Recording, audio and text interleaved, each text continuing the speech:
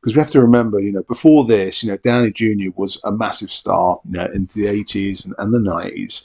But he was obviously had the challenges with substance abuse, and that really put the brakes on for his stardom. But the director Favreau spoke with Junior about the role of Iron Man coming up.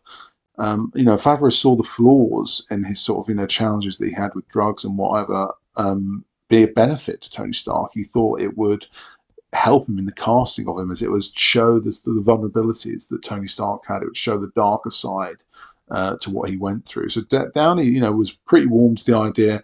And if it was because Favreau was the fan of Marvel and a fan of Downey Jr. that he really pushed him into the role, and he wanted Downey for Iron Man. But the studios were less keen on this because obviously his personal life and the tabloids that it brought with it. But eventually Favreau pushed the studios hard. And as part of the sort of payoff or not payoff of the exchange, Downey Jr. took a huge reduction in salary.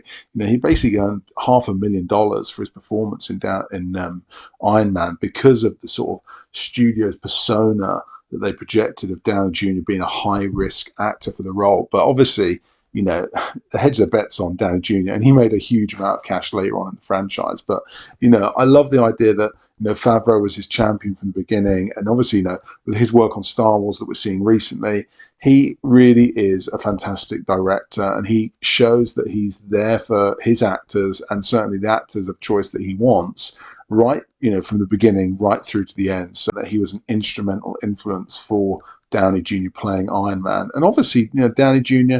taking that, lesser pay. He was being humble as well. We know that of him as a character with the way he talks to his fans and whatnot. But, the proof is on the pudding. He took a massive pay cut. How many actors would do that nowadays, in respect of what they went through? So, homage to Favreau and homage to Downey Jr. for doing that. And, together they created one of the best Marvel characters of all time. I think, it's going to be a long time, if not ever, that anyone will ever surpass Downey Jr.'s performance.